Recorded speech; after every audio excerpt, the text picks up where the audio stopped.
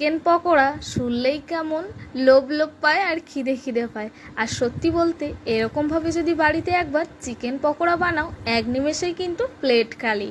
কিভাবে বানাচ্ছি পুরো প্রসেস দেখতে থাকো। আর সত্যি বলতে আজকে সন্ধ্যাতে ছিল আমাদের বিজয়া।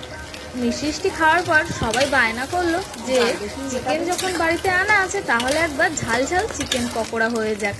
যেমন কথা তেমন কাজ। আমিও কিন্তু আটঘাট বেঁধে লেবে পড়েছি রান্নার সমস্ত সরঞ্জাম, এবং কিভাবে তোমরাও বাড়িতে খুব সহজে চিকেন পকোড়া বানাবে সেটাও কিন্তু দেখতে থাকো। আর সত্যি বলতে এইভাবে চিকেন পকোড়া বানালে এত মজা হয়, যারা এখনও ট্রাই করেননি তারা ট্রাই করে রাখো। এখানে মাংস নিয়ে নিচ্ছি, মাংসগুলো আমি কিন্তু ছোট ছোট সাইজের কেটে নিয়েছি। তোমরা চাইলে কিন্তু এখানে বড় সাইজেরও কেটে নিতে পারো। প্রথমেই দিয়ে দিচ্ছি, দেখতে পাচ্ছ এখানে জল দিয়ে দিচ্ছি পরিমাণ মতো, আর এখানে হাফ চা চামচ পরিমাণ দিয়ে দিচ্ছি লবণ দিয়ে। আমি কিন্তু এখানে 15 থেকে 20 মিনিট বা আধা ঘন্টা তোমরা এটাকে কিন্তু ভিজিয়ে রাখবে। তাহলে কি হবে, মাংসের ভিতরে লবণটা খুব ভালোভাবে যাবে এবং খেতে অনেক বেশি মজাদার লাগবে। আধ ঘন্টা পরে কিন্তু আমি জলটাকে সরিয়ে নিয়েছি। নেওয়ার পরে আমি এর মধ্যে দিয়ে দিচ্ছি একটা ডিম।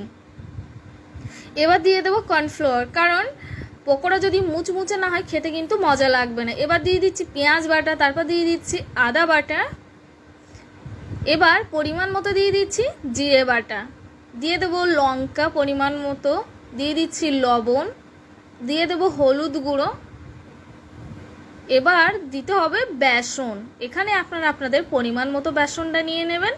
আমি এখানে আমার পরিমাণ মতো বেসনটা নিয়ে ভালোভাবে কিন্তু মেখে নিচ্ছি। এখানে কিন্তু কোনো রকম জল ব্যবহার করবেন না, তাহলে কিন্তু খুব ভালো হয়। এখানে কিন্তু আমি কোনো রকম জল অ্যাড করিনি। চলো, ফাইনালি কিন্তু আমার মেখে নেওয়া কিন্তু কমপ্লিট হয়ে গেছে। আর একটু চেষ্টা করবেন শক্ত শক্তভাবে মাখানোর জন্য, তাহলে কিন্তু খুব ভালো হবে। কড়াইতে তেল গরম হয়ে গেছে। একে একে কিন্তু আমি ছোট্ট ছোট্ট মাংসের পিস আমি কিন্তু কড়াইয়ের মধ্যে দিয়ে এপিট করে কিন্তু ভেজে নেব। আর এই পকোড়াটা বানানোর সময় অবশ্যই কিন্তু লো ফ্লেমে রেখে ভাজতে হবে, তাহলে কিন্তু খুব সুন্দর চিকেনটা ফ্রাই হবে এবং পকোড়া খেতে অনেক বেশি মজা হবে।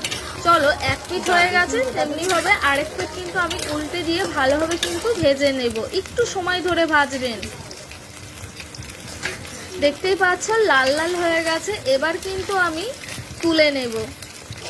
দেখতেই পাচ্ছ কত সুন্দর হয়েছে, একদম দোকানের মতো। আর বাড়িতে বানানো খাবারের টেস্ট কিন্তু অনেক অনেক বেশি, যেটা বাজারে কিনে খেলে হয়তো সেই টেস্টটা পাওয়া যায় না। আমার কিন্তু কমপ্লিট। এবার দেখো ফাইনালি কেমন লাগছে অবশ্যই কিন্তু জানি।